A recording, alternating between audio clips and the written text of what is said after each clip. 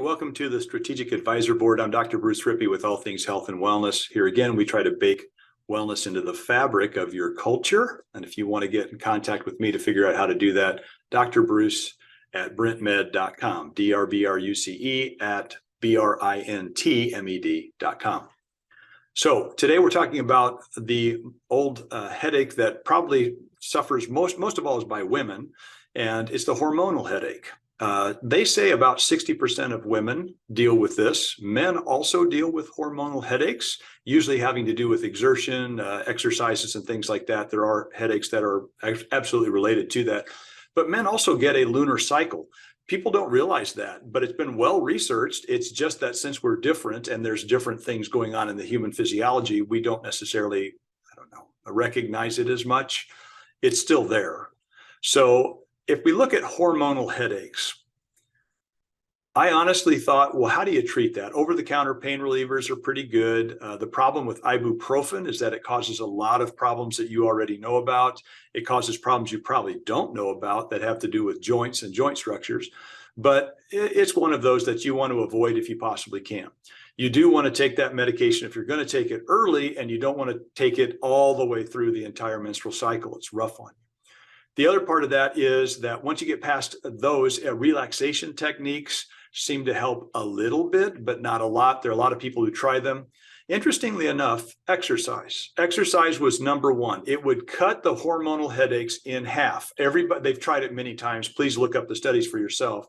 But those women that decided, okay, I'm going to work out for about 45 minutes gently. I'm going to walk, I'm going to lift light weights, I'm going to swim, whatever this is, that would do this prior to the menstrual period, they would find that they had half or less of the hormonal headaches. And they can be brutal, by the way. They can be actually debilitating. And they really are. That's something that needs to be understood. In science, we basically like to say, look, it's got so much empirical data that it has to now be true. So one of the greatest things that I found out was that rubbing feet, believe it or not, rubbing feet actually really helps with a headache. You can, with that type of headache. You can also ask someone to ice their feet. I don't really like ice. I tell people really cold water, which means get a gallon of water or two that you can put your feet in, some kind of basin that you can put your feet in, and put a double handful of ice cubes from your refrigerator in there and stir. They'll all melt. That'll be plenty cold enough. But believe it or not, it really, really does help. And believe it or not, some people actually respond better to heat. You heat their feet up and it actually works. I didn't think it would. I'm one of those scientists that says, yeah, but why? We don't know. It just does. So that's one of those things. Massage therapy, very, very good. Acupuncture, we've tried that many times. It doesn't seem to be as effective for a hormonal migraine as it is for hormonal headache as it is for migraine headaches, which it seems to be extremely effective for that. Chiropractic also works, yes. But believe it or not, exercise. Yoga especially, they've done many studies on yoga because you're stretching and you're moving and you're stretching and you're moving, and this is very good for the whole system. They've also said swimming. By the way, people that are very good athletes, they don't seem to have hormonal headaches at all. But then again, their hormones are very different. They're asking an awful lot of their bodies. So that, in fact, they may not even have a menstrual cycle. Some of our professional athletes and Olympic athletes may not have one for a year or so. So it's just like that. I don't suggest that. That's not how the body's designed to move.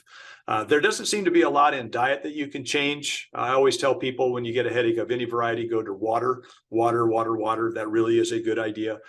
Stay away from things like caffeine and all that kind of stuff, unless you know that it helps during that time, because that is a really good idea. There are a lot of people who will add caffeine to whatever over-the-counter stuff that they're doing. My suggestion is, though, hot or cold, try each on your feet. And then also try a rub. Try to see if you can have somebody, some partner, or if it is your partner, rub their feet down. It works really, really well. It's one of those things I highly recommend. Those are for your hormonal headaches. I'm going to go on. There's a couple of more headaches I kind of want to touch that are actually really common that people don't know about. So I'm going to kind of touch on those as we go through, and then I'll move on to something else. If you have any questions for me, that's your job. You've got to get in contact with me. I take all of these from my clients and from people that I'm currently working with or have asked me questions. DRBRUCE, Dr. Bruce, at brintmed.com, brintmed.com. Just tell me when you shoot that to me, I do read all of them, that you're from the Strategic Advisor Board and you have some questions for me. I'll get back in contact with you and maybe even get you on a Zoom while I ask you questions. So that'd be a lot of fun for us. Okay. All right. So I will talk to you then. In the meantime, be an example of what's possible.